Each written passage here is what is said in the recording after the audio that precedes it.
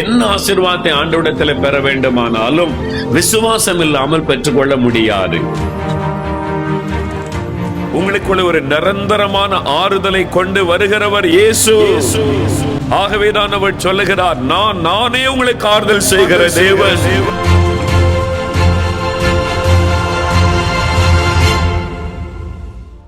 ஏசாயா 44 அதிகாரம் 3 வாசிக்க கேட்போம். தாகமுள்ளவன் மேல் தண்ணீரையும் வறண்ட நிலத்தின் மேல் ஆறுகளையும் ஊற்றுவேன். உன் சந்ததியின் மேல் என் ஆவியையும் உன் சந்தானத்தின் மேல் என் ஆசீர்வாதத்தையும் ஊற்றுவேன். உன் சந்ததியின் மீது என் ஆவியையும் உன் சந்தானத்தின் மேல் என் ஆசீர்வாதத்தையும் நான் ஊற்றுவேன். ஆண்டவர் குடும்பங்களுக்கு கொடுத்திருக்கிற ஒரு அற்புதமான வாக்குத்தத்தம். உன்னுடைய சந்ததியின் மீது என் ஆவியை நான் ஊற்றுவேன், உன்னுடைய சந்தானத்தின் மீது என்னுடைய ஆசீர்வாதத்தை நான் ஊற்றுவேன் என்று ஆண்டவர் சொல்லுகிறார். ஆண்டவர் நம்மை தனிப்பட்ட முறையில் நேசிப்பது மாத்திரம் அல்ல, நம்முடைய குடும்பங்களை ஆண்டவர் நேசிக்கிறார். நம் குடும்பத்தில் இருக்கிற ஒவ்வொருவர் மீதும் தேவன் தன்னுடைய ஆசீர்வாதத்தை ஊற்ற விரும்புகிறார். ஒரு பக்கம் தன்னுடைய ஆவியை ஊற்றி ஆவிக்குரிய வாழ்க்கையில் நம்மை ஆசீர்வதிக்க விரும்புகிறார். இன்னொரு பக்கம் நமக்கு தேவையான சகலவிதமான ஆசீர்வாதங்களையும் குடும்பத்திலே கொடுத்து நம்மை மகிழ்விக்க விரும்புகிறார். ஒரு ஆசீர்வாதமான மகிழ்ச்சியான குடும்பமாக நீங்கள் இருக்க வேண்டும். அதுதான் தேவனுடைய விருப்பமாக இருக்கிறது. எனக்கு அன்பானவர்களே, ஆவியானவர் அப்ப தெளிவாய் ஒரு காரியத்தை விளங்க பண்ணினார். பிசாசனுடைய வல்லமைதான் குடும்ப சமாதானத்தை கெடுக்கிறது. பிசாசானவன் தான் முழு பலத்தோடு குடும்பத்திற்கு விரோதமாக எழும்பி கணவன் மனைவிக்குள்ளே பிரிவினை கொண்டு வரும்படி போராடுகிறான் என்பதாக. யோவான் 10 அதிகாரம் 10 வாசிக்கும் பொழுது இயேசு ஒரு காரியத்தை தெளிவாய் சொல்லுகிறார். திருடனானவன் திருடவும் கொல்லவும் அழிக்கவும் வருகிறானே அன்றி வேறொன்றுக்கு வரான். பிசாசை குறித்து இயேசு சொல்லுகிறார், அவன் திருடன். கணவன் மனைவிக்குள் இருக்கிற அன்பை அவன் திருடி கொள்ளுவான். குடும்பத்தில் இருக்கிற சமாதானத்தை அவன் திருடி கொள்ளுவான். அவன் கொல்லுகிறவன். ஒரு குடும்ப ஐக்கியத்தை அவன் கொண்டு போடுவான். குடும்பத்தை அழித்து அவன் நிர்மூலமாக்கி விடுவான். பிசாசானவன் தான் இந்த பிரிவினைகள் குழப்பங்களுக்கு காரணம்.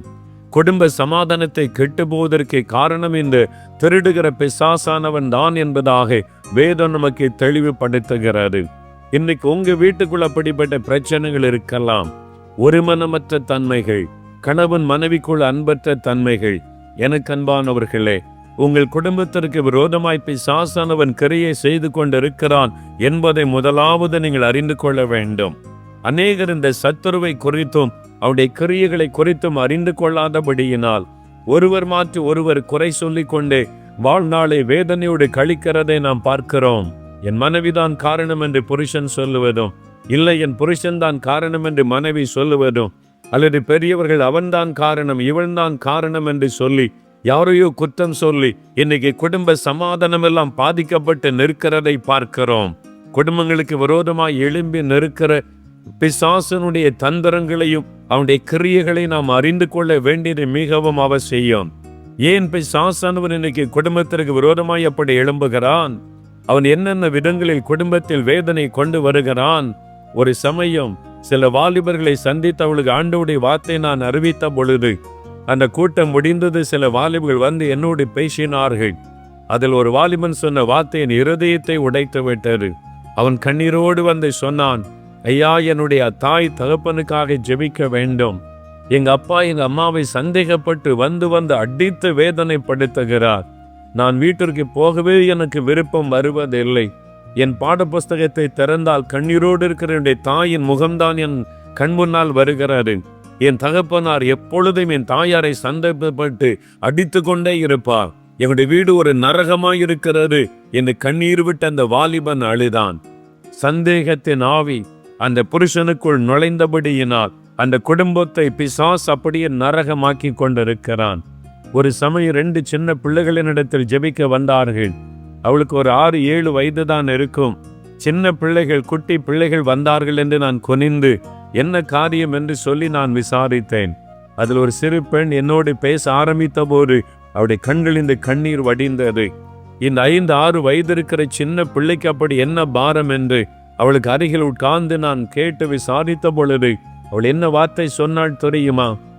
எங்க அப்பா ஒவ்வொரு நாளும் குடித்துவிட்டு வந்து எங்க அம்மாவை அடித்து அடித்து வேதனைப்படுத்துகிறார். எங்க அப்பாவுடைய மனம் மாறுவதற்காக நீங்கள் ஜெபம் பண்ணுவீர்களா என்று அந்த சிறு பிள்ளை கண்ணீரோடு சொன்னாரு.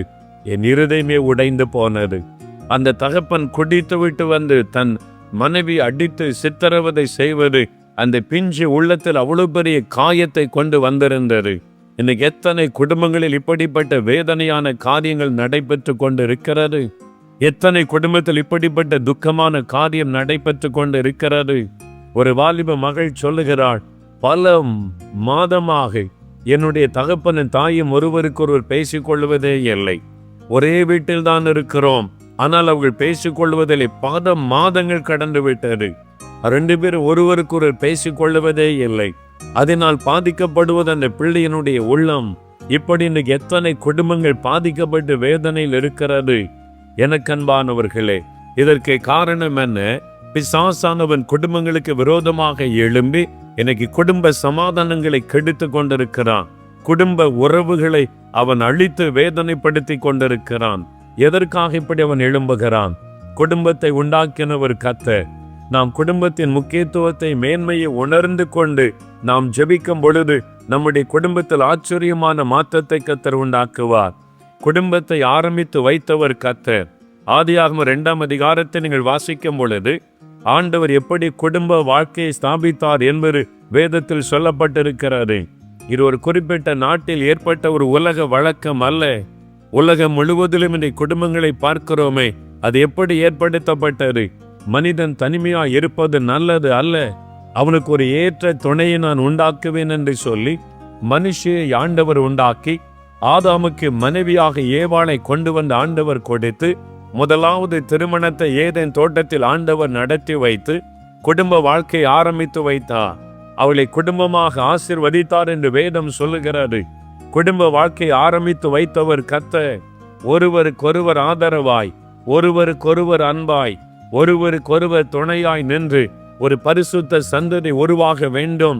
அதன் மூலம் தேவனுடைய நாமம் மகிமைப்பட வேண்டும் என்று குடும்ப வாழ்க்கை ஆண்டவர் ஆரம்பித்து வைத்தார்.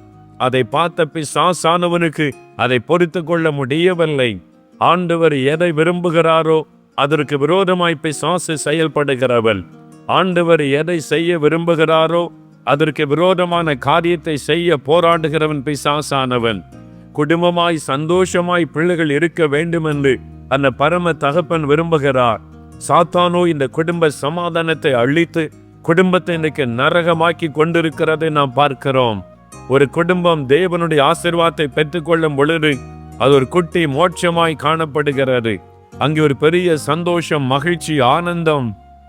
அதை பார்த்து பிசாசினால் பொறுத்து கொள்ள முடிவதில்லை. அந்த குடும்பத்தை நரகமாக்குவதற்காக அவன் போராடுகிறான். ஆகவேதான் இன்னைக்கு அநேகர் சொல்லுகிறார்கள், என்றைக்கு திருமணம் செய்தேனோ என் வாழ்க்கை நரகமாக்கி விட்டது. குடும்பத்தை நினைத்தாலே எனக்கு வேதனை. ஏன் இந்த உலகத்தில் வாழ வேண்டும்? என் குடும்ப வாழ்க்கையை நினைத்தால் மரித்து விட்டால் நல்லது என்று தோன்றுகிறது.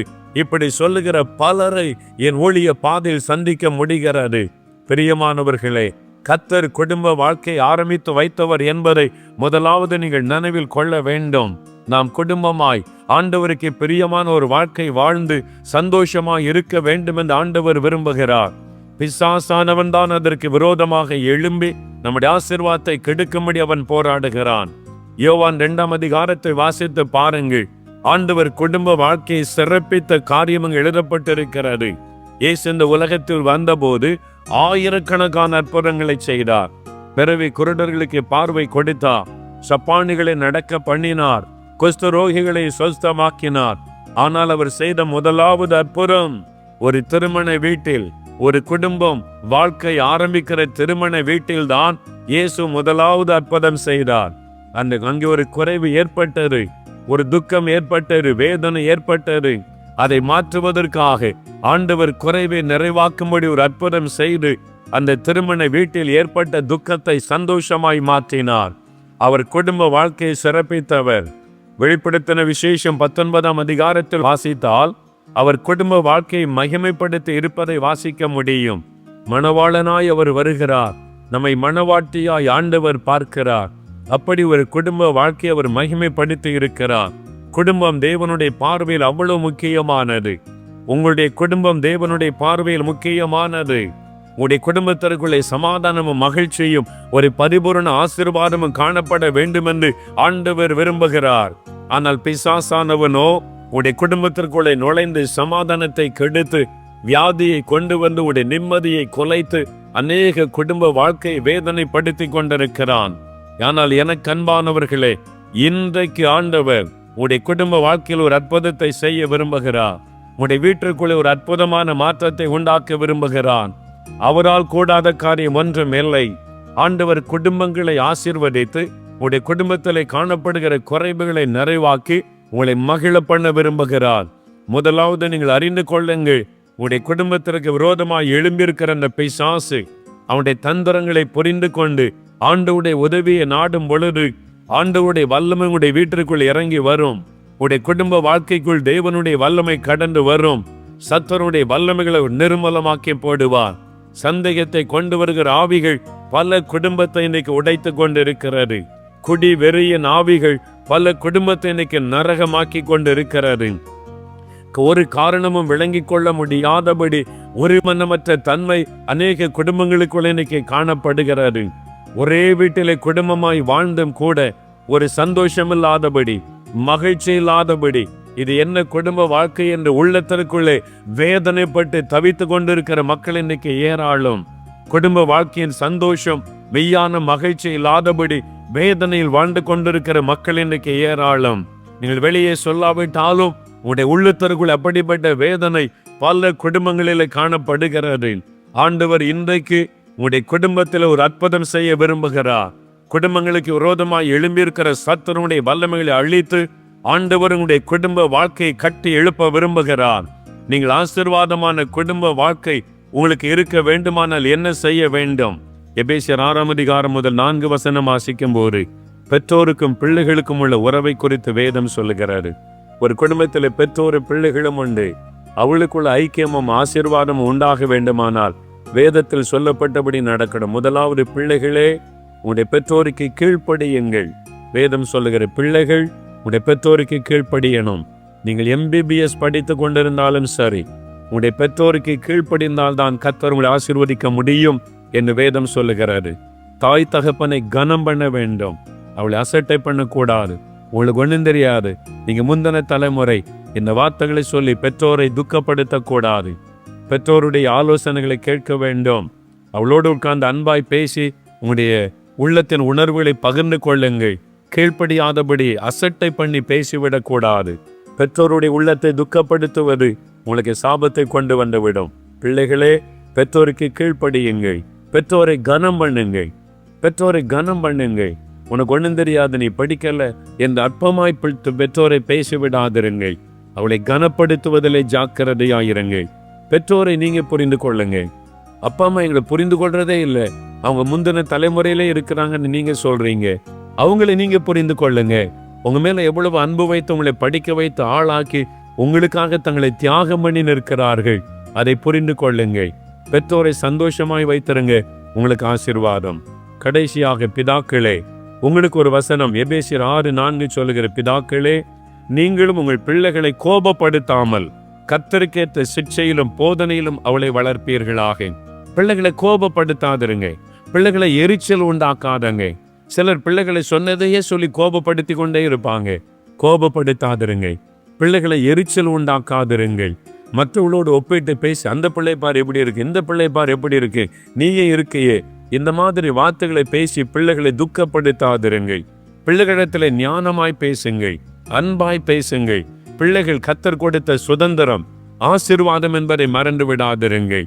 எங்களுடைய ஊழிய பாதையில் எத்தனை போகிற இடமெல்லாம் எத்தனை மக்கள் ஒரு குழந்தைக்காக ஜெபிக்க கண்ணீரோடு வருகிறார்கள் தெரியுமா? தேவன் கொடுத்த அந்த குழந்தைகள் முக்கியமானவர்கள். அவருடைய உள்ளத்தை காயப்படுத்தாதுங்க. அவளை துக்கப்படுத்தி விடாதிருங்கள். அவளை கோபப்படுத்தாதிருங்கள். அவளுக்கு அன்பு காட்டுங்க. அவளை புரிந்து கொள்ளுங்கள்.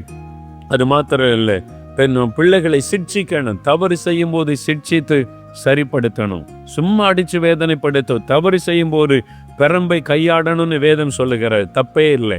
ஒரு குறிப்பிட்ட வயது வரைக்கும் பெரம்பை கையாடலாம். அதுக்காக தோளுக்கு வளர்ந்த பிள்ளையை கை நீட்டி அடிக்க கூடாது.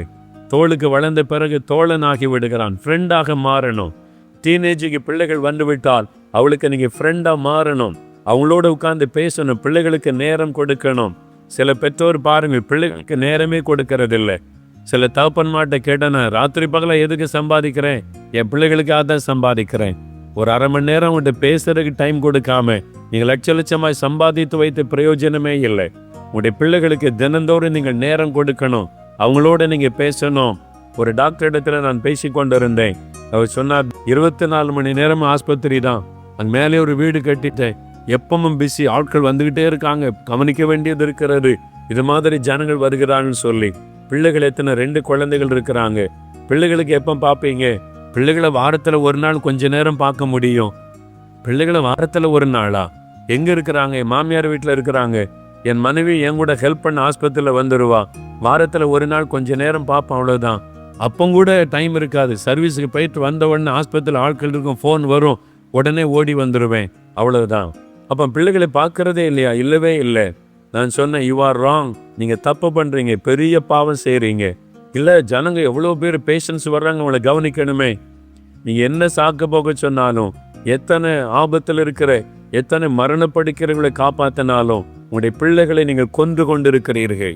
உங்களுடைய பிள்ளைகளை வளர்க்க தேவன் உங்கள் கையிலே கொடுத்தால் பிள்ளைகளுக்கு நேரமே இல்லை என்று சொல்லுகிறீர்கள். இது பாவம். நான் சொன்னேன், வேதத்தின்படி இது தவறு. கர்த்தர் உங்கள் கையில் கொடுத்த பிள்ளையை நீங்கள் வளர்ப்பதற்கு நேரமில்லை என்று சொன்னால் அது ஒரு பெரிய பாவம். தினந்தோறும் பிள்ளைகளுக்கு நீங்கள் டைம் கொடுக்கணும். அவங்களோட உட்காருங்க. சரி, 20 மணி நேரம் வேலை செய்யுங்க. ஒரு நாளைக்கு 1 மணி நேரமாவது பிள்ளைகளோட செலவு பண்ணுங்க. அவங்களோட உட்காந்து பேசுங்க. அவங்கள வெளியே கூப்பிட்டு போங்க. இயேசுவை பற்றி அவங்களோட பேசுங்க. வேதத்தை குறித்து பேசுங்க. பிள்ளைகளோடு சேர்ந்து ஜெபம் பண்ணுங்க. அதுதான் ஆசீர்வாதம். உங்களுடைய பிள்ளைகளுக்கு நீங்கள் நேரம் கொடுக்காவிட்டால் பெரிய பாவம் செய்கிறீர்கள். பெற்றோர் உங்களுடைய பிள்ளைகளோட நேரம் செலவழித்து அவங்களோட உட்கார்ந்து பேச, அவங்களுடைய உள்ளத்தில் இருக்கிறத பகிர்ந்து கொள்ள டைம் கொடுங்க. அவங்க யாரிடத்துல போய் பேசுவாங்க? நீங்கள் நேரம் கொடுக்காவிட்டால் உங்களுடைய பிள்ளைகள் வேறு ஒருவருக்கு நேரத்தை கொடுத்து விடுவார்கள். அதற்கு பிறகு நீங்கள் கண்ணீர் வடிப்பது அர்த்தமில்லாமல் போய்விடும். நீங்கள் உங்களுடைய பிள்ளைகளுக்கு நேரம் கொடுக்காமல், அன்பு கொடுக்காமல் இருந்தால் அவங்க வேறொரு இடத்துல அன்பை தேடிக் கொள்ளுவார்கள். அதன் பிறகு நீங்கள் வேதனைப்பட வேண்டியது வரும்.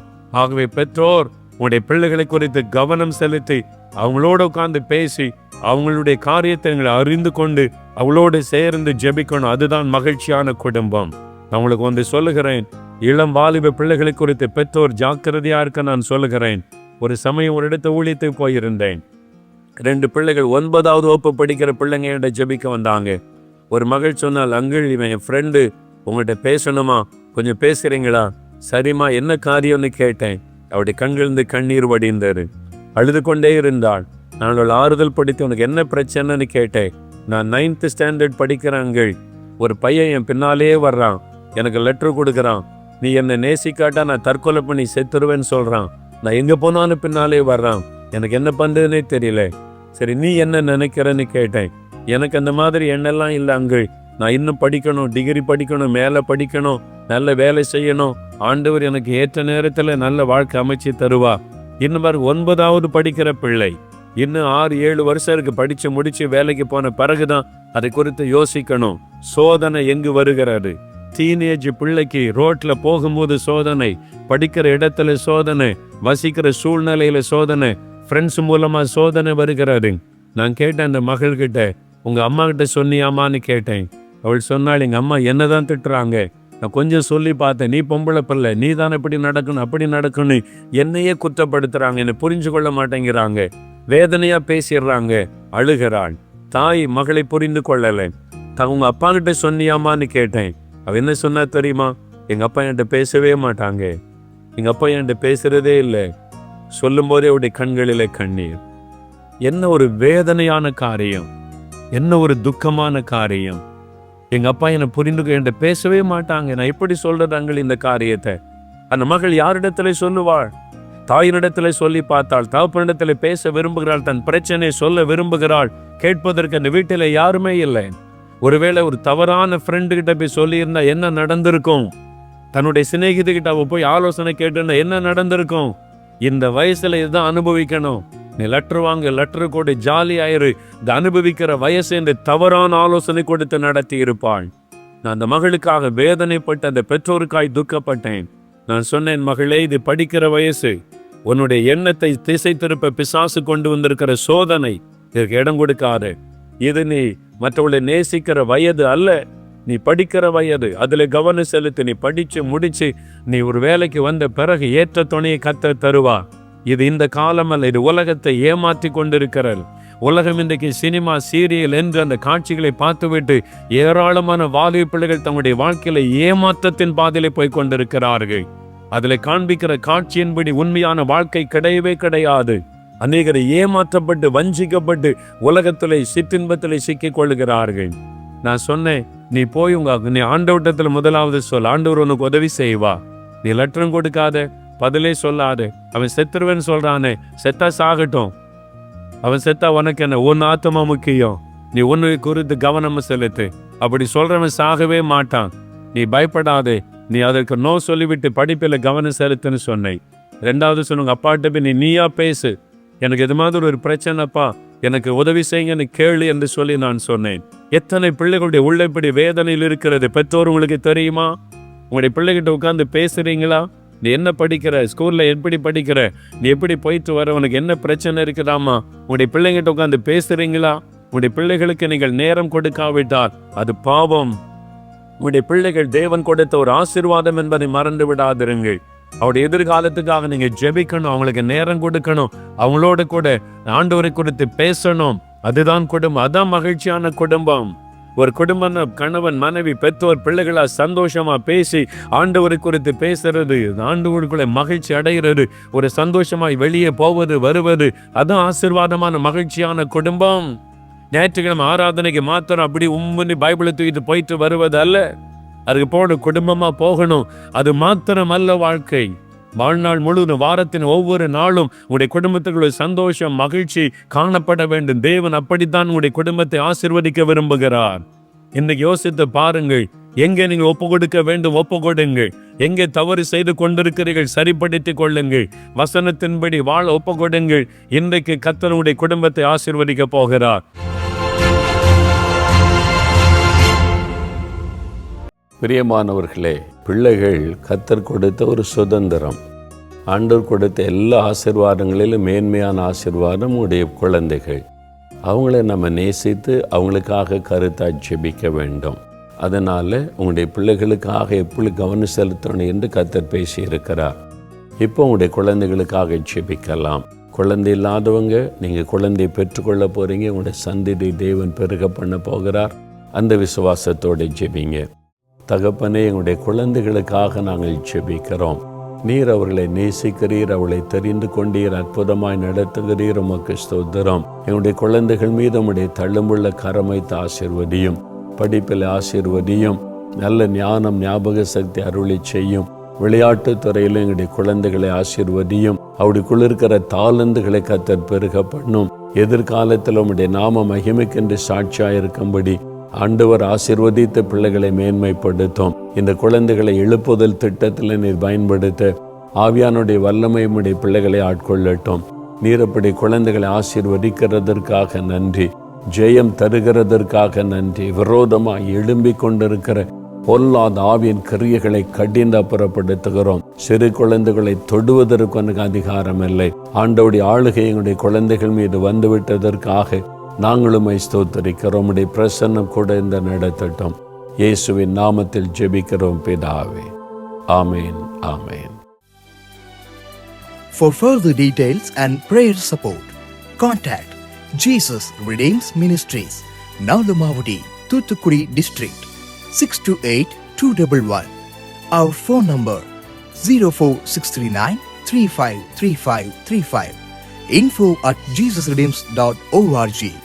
Our website www.jesusredeems.com. God bless you.